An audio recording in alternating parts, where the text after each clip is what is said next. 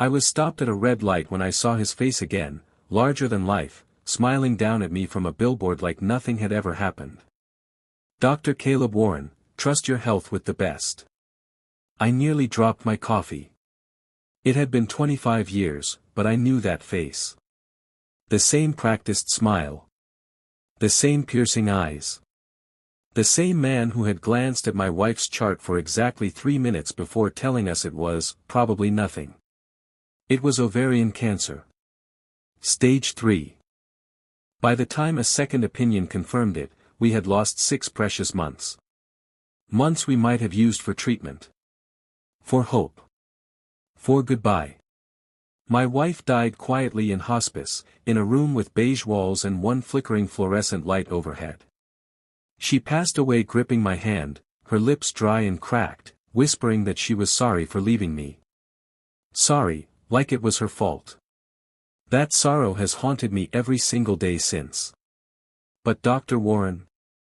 He had vanished from our lives like a ghost. Until today. I pulled over and stared up at the billboard. My hands were shaking, not with rage, not even grief. Just cold, mechanical clarity. I've spent the last 18 years working as a medical equipment inspector. After Helen died, I couldn't stand to go back to my old life. I left my job in aerospace and retrained, deliberately picking a field close to hospitals but not too close to people. I've inspected MRI machines, surgical tables, even anesthesia carts. I know where things are buried, not just metaphorically. I've seen departments fudge calibration logs. I've caught ventilators overdue for inspection by 6 months. Quietly, professionally, I write the reports, flag the issues, send the memos. And now, it seems, I've found a new project. Because Caleb Warren isn't just a doctor anymore. According to that billboard, he's Chief Medical Director of Riverbend General, one of the busiest hospitals in the state. He has power now. Prestige. And I wonder how many other women didn't get a second opinion in time. How many charts he brushed past, how many instincts he silenced with that same smile. I drove home in silence that day. No music. No news. Just the sound of the turn signal clicking in an empty car. Helen would have baked something. She always did when she needed to think. She'd talk to the flour and mutter recipes under her breath while kneading out the day's stress into a perfect pie crust. I stood in the kitchen and stared at the empty counter, my hands resting where hers used to press the dough. And then, without fanfare or anger, I opened my laptop and logged into the National Calibration Database. I typed in Riverbend General. 17 upcoming inspections. 7 machines already flagged for recertification. I picked up my phone and called my supervisor. Requesting reassignment, I said. I'd like to take the Riverbend route this quarter. He didn't ask why. He's not the kind of man who asks questions. I returned to my desk and opened a folder I hadn't touched in years, the one marked, Helen. Her medical records, handwritten notes, even that first diagnosis slip, crumpled from how tightly I'd clutched it that day. I placed it beside my inspection bag. And I smiled, not with satisfaction, but with purpose. This time, Dr. Warren wouldn't walk away unnoticed. He didn't recognize me on that billboard. But I never forgot him. Helen always said I was the kind of man who fixed things, toasters, broken doors, fallen hopes. She used to tease that I'd probably try to rewire the stars if one burned out. We met when I was 25 and she was a year out of nursing school. I was working maintenance for the local college, fixing AC units and elevators that didn't want to run during summer sessions. She ran the clinic downstairs. I met her when she locked herself out of the supply room. I opened the door, and she opened the rest of my life. Helen had that rare sort of warmth that made even silence feel safe.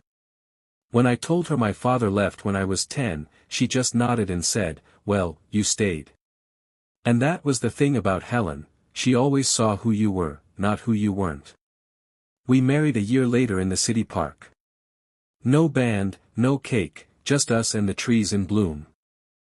I remember how she wore yellow that day, not white, because she said it made her feel like a sunflower. I never liked flowers until she told me they were just quiet warriors with roots.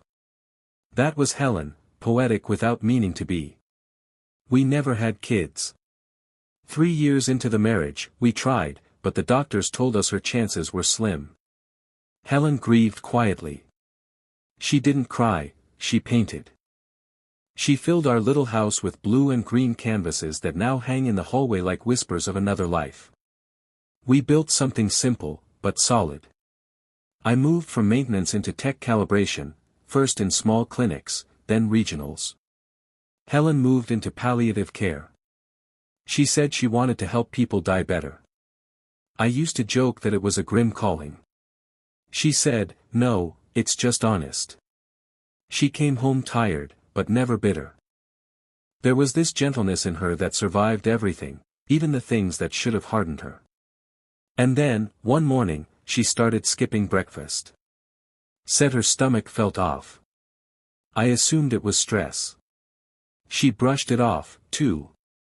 We weren't the kind of couple that panicked. We believed in reason. In logic. In giving things time. When it didn't go away, we made an appointment.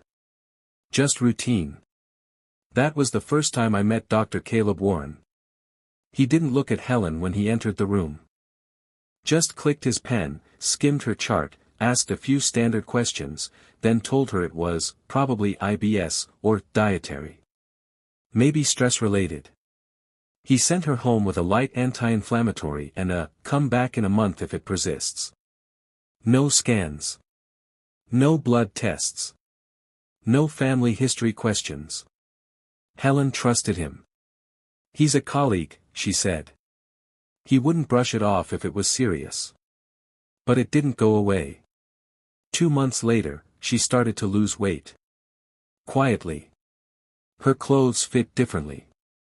Her eyes had that shimmer, the kind people get when their body is working too hard. By the time we saw another doctor, one she didn't know personally, it was already stage 3. That doctor looked me in the eye when she told me. The cancer had spread beyond the ovaries.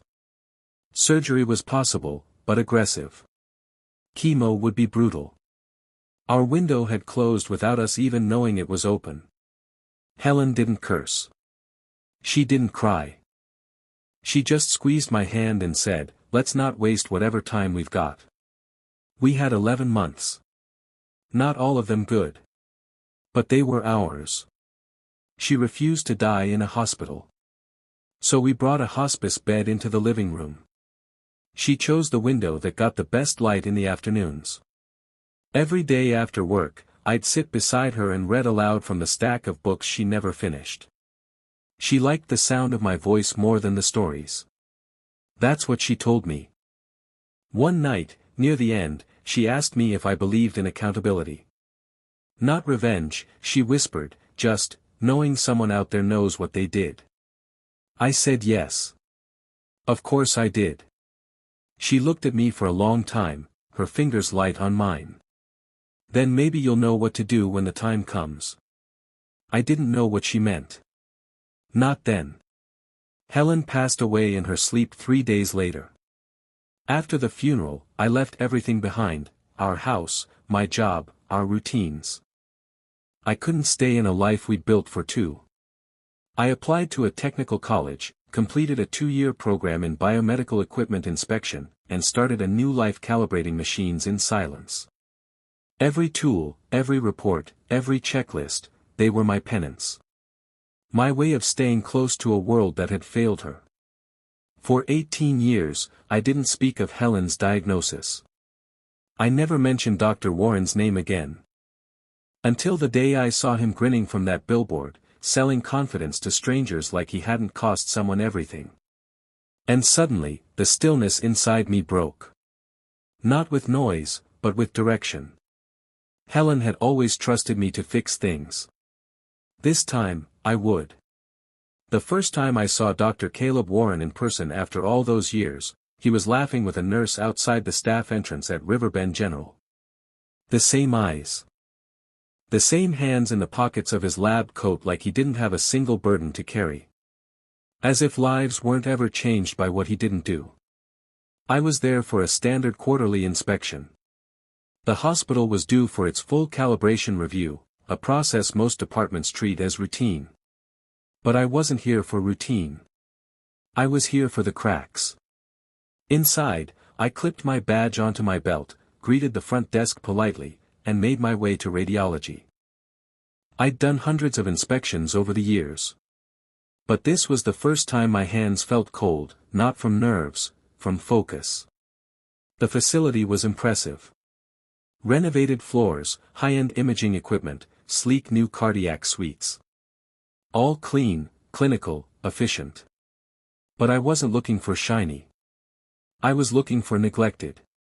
The first sign came in the surgical prep room, an oxygen regulator unit with expired service stickers. 2 months overdue. A minor infraction on paper.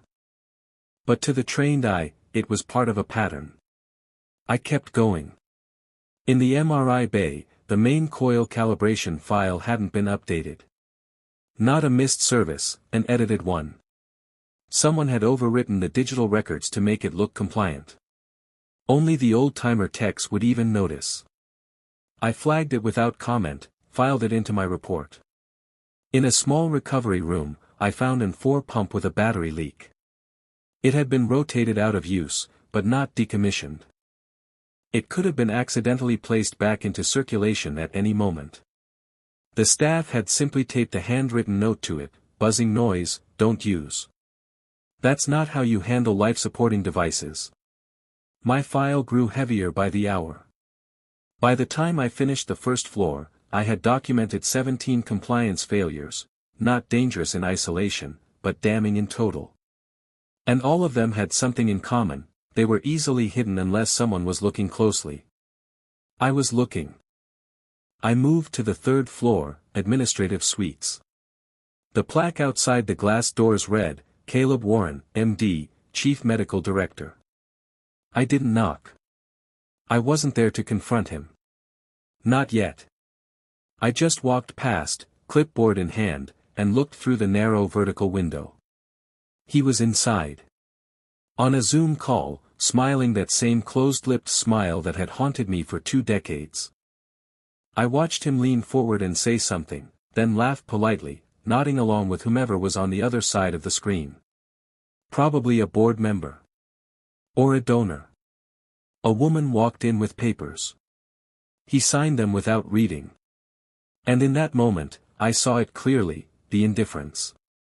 It wasn't just Helen's case. It was everybody's case.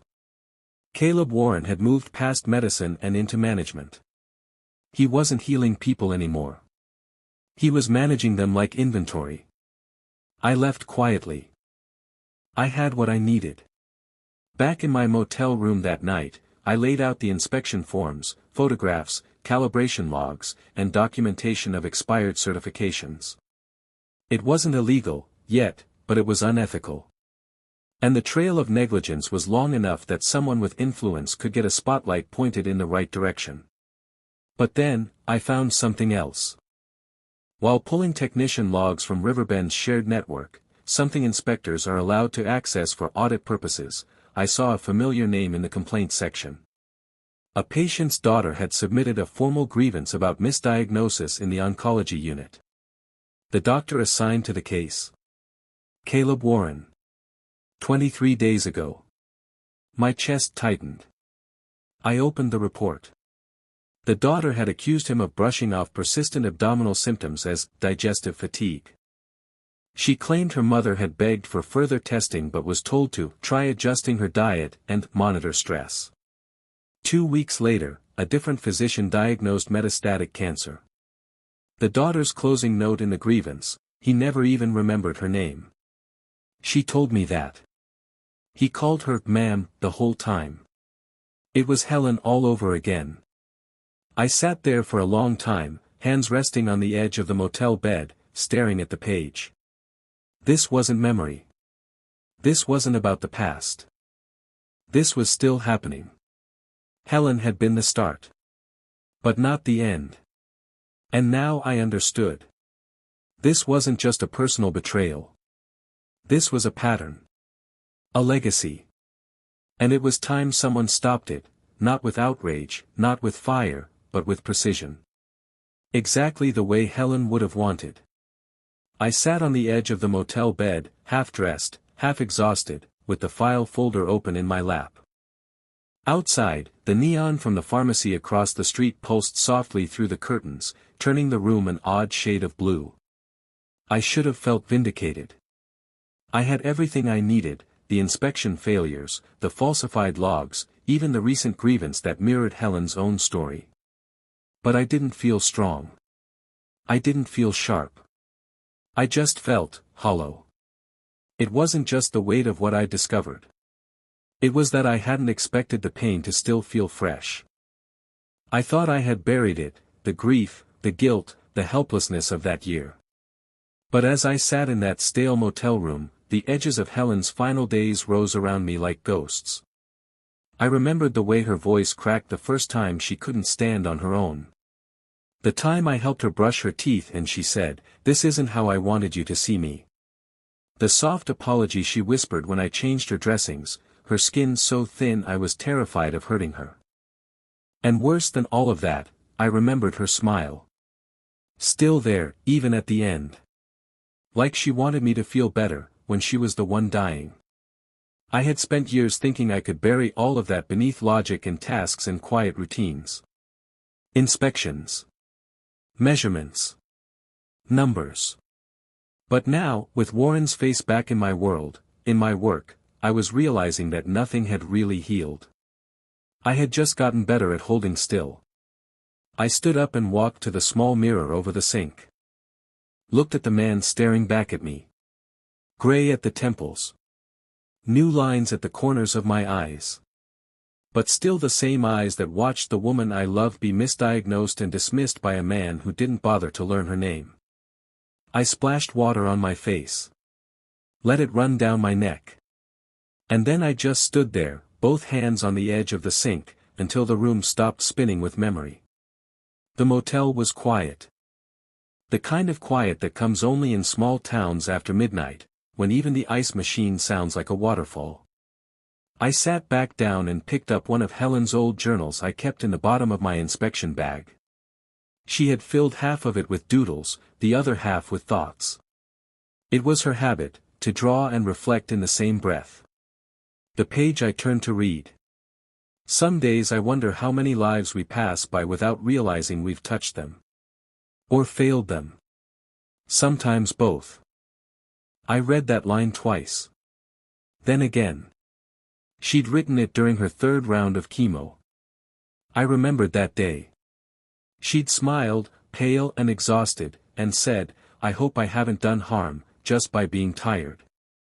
I wanted to go back and tell her she'd never harmed anyone.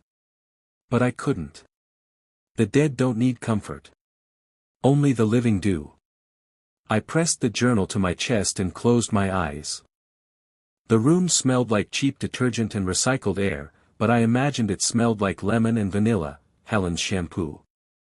This wasn't going to bring her back. Nothing would.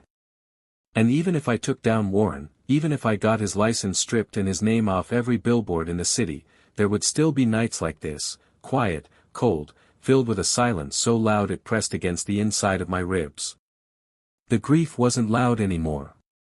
It didn't scream. It just waited. Like a dog that had learned its owner wasn't coming back. I didn't cry. I haven't in years.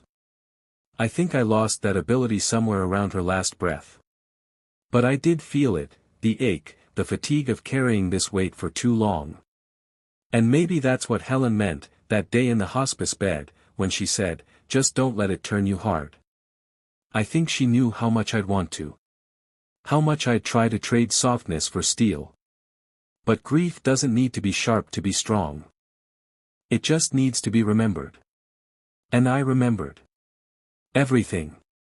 The next morning, I woke up before dawn. I hadn't really slept. Just drifted in and out of that strange half-conscious state where memories and dreams braid together. Helen's laugh. The sound of her stirring oatmeal. A hospital hallway echoing with shoes that never stop walking. I stood in the motel bathroom and stared at the mirror again. But this time, I wasn't looking for her. I was looking at me. The man I'd become. A man who spent his days inspecting machines because they didn't lie. Because unlike people, they either worked or they didn't. No excuses. No egos. No lives left hanging in the space between assumptions. I dressed carefully. Not for anyone else. Just for me. Pressed shirt. Belt. Clean shoes. Not for war. For clarity. I slid Helen's journal into my inspection bag, along with a flash drive I'd loaded with every compliance violation I'd documented over the last 2 days, photos, timestamps, metadata, service logs, and a scanned copy of the patient grievance.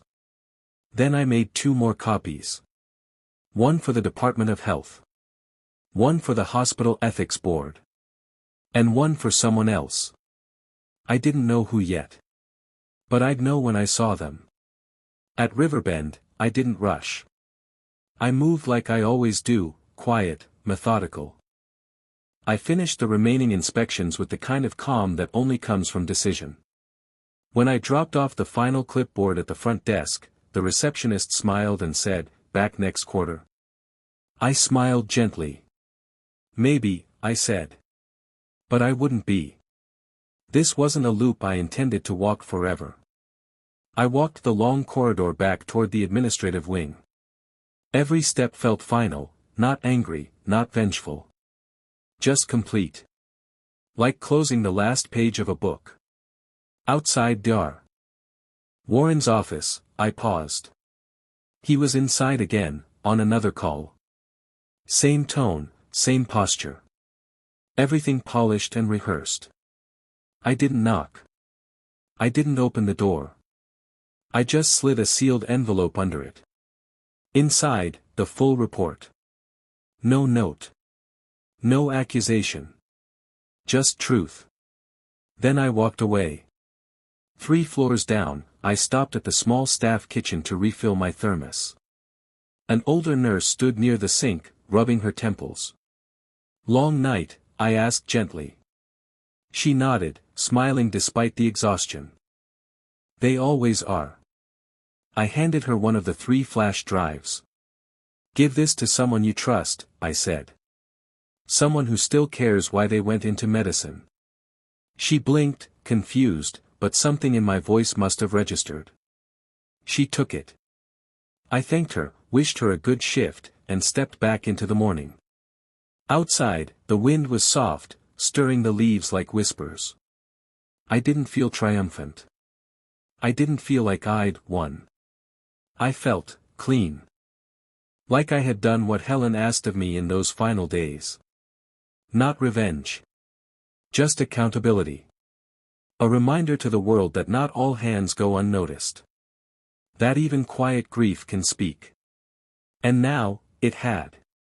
The first ripple was barely noticeable. A week after my inspection, I received a generic email from Riverbend's compliance department. "Thank you for your thorough documentation. We're reviewing your findings and will be in touch should any further clarification be needed." That's how bureaucracies move, like glaciers. Slow. Heavy. Unstoppable once they lean into gravity. I said nothing. Didn't reply. I didn't need to. 2 weeks later, I received a call from my supervisor. "Did you see the memo?" he asked, his voice somewhere between curious and concerned. "No," I said. "There's been a pause placed on all Riverbend general inspection rotations. Some kind of internal audit. Whole facilities under review." I sipped my coffee slowly. "Is that so?" He hesitated. "You didn't have anything to do with that, did you?" "I just filed the reports," I said. Same as always. It wasn't a lie. The reports had done the rest. By the end of the month, I started hearing murmurs from colleagues, quiet conversations during conference calls and tech meetups. "Did you hear Riverbend's been red flagged?" Yeah, big review underway. Something about forged logs. Radiology's got temporary oversight now. Whole departments being recertified. Dr. Caleb Warren's name didn't come up. Not yet. But I knew the machine had started turning. I didn't gloat. That's not the kind of man I am. I just moved on to the next hospital. Inspected a neonatal ventilator in a rural clinic. Found a battery flaw in an outpatient imaging center. Logged them, filed them, and left. But I kept one eye on Riverbend. Not watching it burn, watching it change. The real revenge wasn't in destruction. It was in exposure. Warren had built his reputation on efficiency, numbers, donor dinners. But now, the cracks I'd pointed out were forcing his house of mirrors to reflect the truth. In a quiet corner of my apartment, I started a binder. Not out of obsession, out of order. Every update. Every policy shift. Every compliance bulletin tied back to Riverbend. I printed them, labeled them, filed them. I wasn't compiling evidence anymore. I was compiling impact. A month later, a blog post from a healthcare watchdog organization surfaced. A case study in administrative neglect, Riverbend General Hospital and the hidden costs of overconfidence. It was anonymous. But the details were unmistakable. They cited expired equipment tags. Inaccurate calibration reports. A pattern of non-compliance over a 3-year period, and most notably, recurring reluctance to escalate patient concerns. Helen's story wasn't in there. But her shadow was.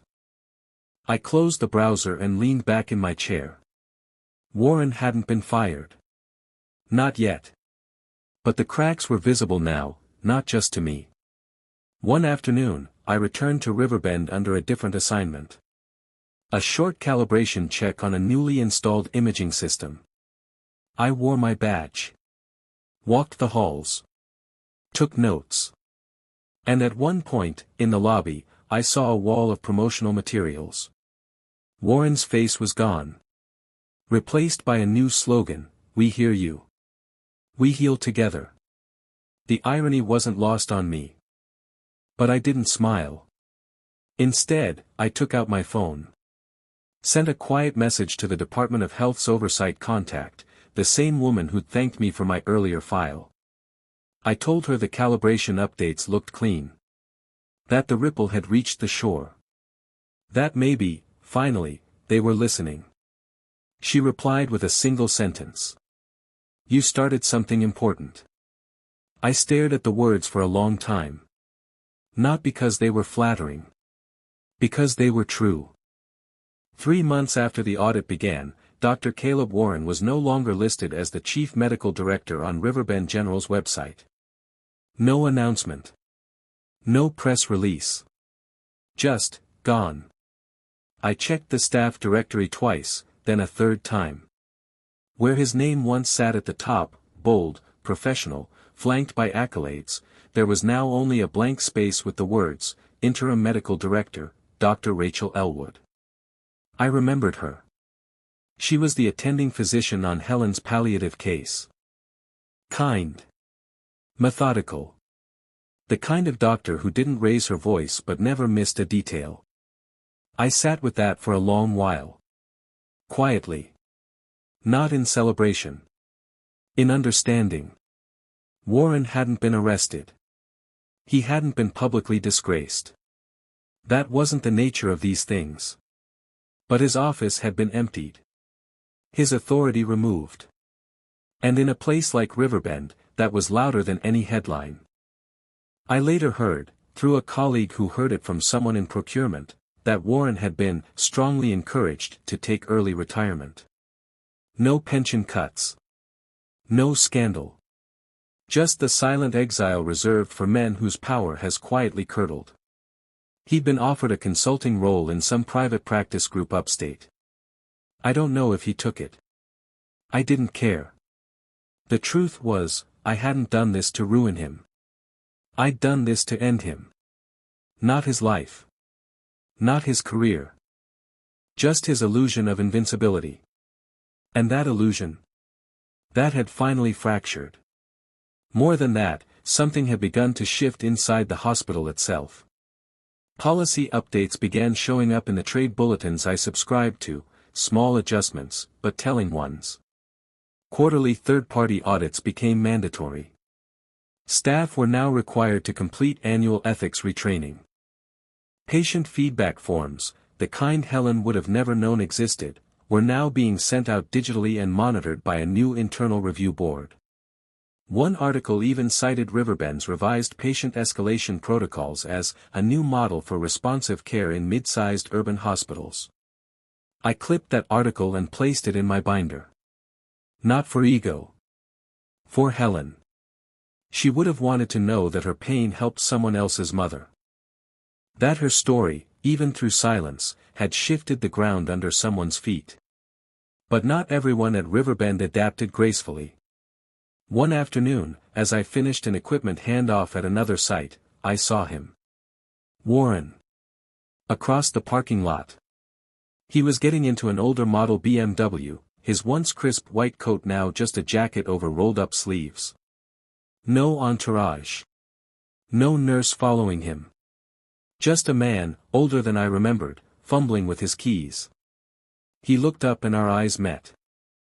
For the first time in 25 years. And I saw it. Recognition. Not of me, but of what I knew. His posture stiffened. Not with guilt. With fear. He didn't nod. Didn't smile. Just got in the car and drove away. I stood there until the taillights vanished. Not angry. Just, still. I had no need to chase him.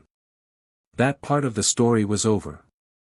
But every time he looks over his shoulder, in a hallway, in a parking lot, on a call with new partners, he'll wonder who else knows. He'll wonder if another folder is being filled. And that, to a man like him, is the deepest consequence. Not exposure. Uncertainty. The letter came on a Thursday. Plain envelope. Handwritten address. No return name, just a small postmark from upstate. Inside was a single page. Mr. Rowan.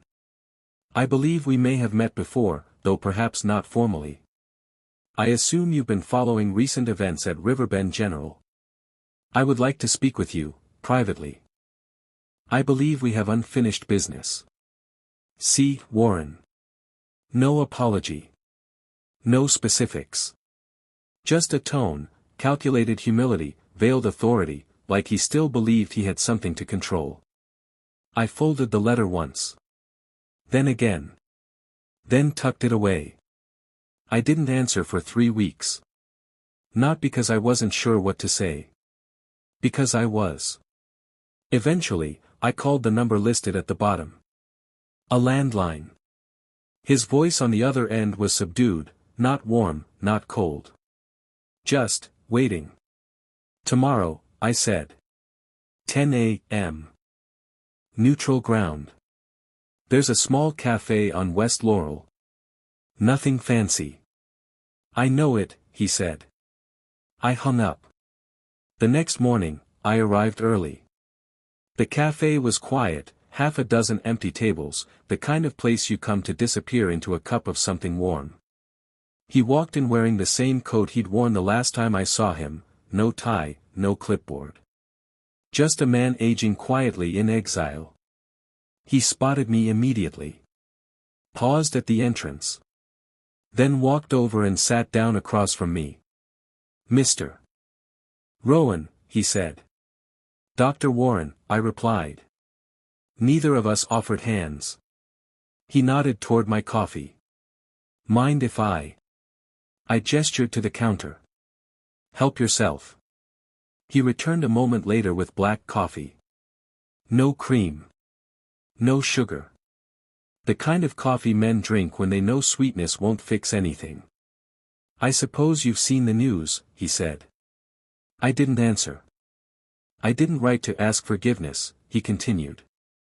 I'm not naive enough to expect that. But I thought it might matter, for you to hear that I remember. I do remember her. I looked at him flatly. Helen. He swallowed. Yes. You didn't remember her name the day you dismissed her symptoms. He nodded slowly, shame tugging the corners of his eyes. I was wrong. You were negligent. Another pause.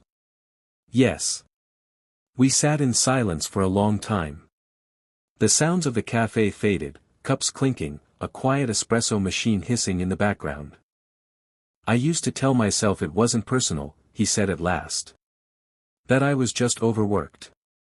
That no one can catch everything. But some things, I said, are too big to miss. He met my eyes then. I agree. There was no defense. No speech. Just that, agreement. I didn't want to destroy your life, I said. I wanted to end your ability to destroy someone else's. And you did, he said. That part of my life is over. We sat with that for a while. Then he leaned back, hands folded on the table. I just wanted you to know, I've started volunteering. Community hospice. Paperwork, mostly. Nothing with patients. They don't trust me for that anymore. They shouldn't, I said. He didn't flinch. I reached into my coat and slid something across the table. It was a photo of Helen, just a simple one. Her standing in the garden, holding a teacup, hair backlit by the afternoon sun. She was a nurse, I said. She believed in second chances. But only if they're earned. He looked down at the photo. Eyes lingering. Then nodded, once. I'll earn mine. Even if no one sees it. I stood. You're not forgiven, I said. I know. But now you're watched. His lips pressed into a tight line. Fair. I turned and walked out without another word. Outside, the air was cool. Bright. Honest. I didn't look back. I didn't need to. He knew exactly who I was now. And who I would always be. I moved in spring. Not far. Just across town, into a quiet neighborhood near the river. A small craftsman-style house with creaky floors and sun-drenched windows. Nothing fancy. Just enough. Helen would have loved it. I took my time settling in. I didn't rush to hang the photos. I let the walls speak to me first, figure out where the light liked to land. That's how she used to do it. She'd sit on the floor, cross-legged, surrounded by boxes, and say, let the room tell you where the memories belong. So I waited. On the third morning, I unpacked her paintings. I didn't hang them in the order I thought I would. The blue one with the wide brush strokes, the one she called Midnight Sea, didn't belong in the bedroom like I planned. It wanted to be in the hallway, where it would catch you by surprise. I placed her favorite mug on the windowsill in the kitchen. The one with the chip on the handle and the faded tulips. I still don't use it. I just like seeing it there. That first week, I walked to the community center every morning, not to volunteer, not yet. Just to be near people. Not in conversation, just presence. You learn, after grief, that solitude is not the same as peace. Peace is something else. Peace is a table with one chair that doesn't ache anymore. It's making coffee without imagining another cup. It's realizing that silence doesn't always mean loss. Sometimes it means room. I started journaling again. Not daily. Just enough. Little things. The way the birds nested in the fence post out back. The sound of the neighbor's wind chimes after rain. The smell of rosemary from the garden I hadn't planted but promised to keep. I didn't write about Warren. Not once. That story was over. Instead, I wrote about what I wanted to remember, how Helen hummed while folding laundry. How she read the last page of a book first because she hated surprises. How she always said grief wasn't something you fixed, it was something you hosted until it taught you something. That line stayed with me. I think I understand it now. I hadn't needed revenge to heal. I'd needed witness. I'd needed the world to see what had happened. And once it had, once the veil lifted and the silence broke, I could finally lay my grief down beside me. Not to bury it, but to let it rest. Some nights, I still talk to her. Just a sentence or two, when the moon is bright and the rooms feel too still. Did you see? I'll whisper. And sometimes I imagine her voice, soft, wry, answering. I always did. There's a bench by the river not far from my new place, old wood, half-worn brass plaque with a stranger's name etched into it. I sit there sometimes. Not to grieve. Not anymore. Just to watch the water pass. It doesn't rush. It doesn't rage. It just moves, forward, steady, without apology. And I think maybe that's what healing really is. Not a triumph. Not a battle won. Just the quiet decision to keep walking, even when no one else knows why. Helen used to say the world forgets too easily. But I didn't. I remembered. And I was never angry that he forgot me. Only that he forgot her. Now, the world remembers her, even if they don't know her name. And that's enough. So I sit on that bench with the stranger's name and let the river teach me the rest. It says, not all justice is loud. Not all peace is soft. But if you wait long enough, they arrive together. Just like the tide.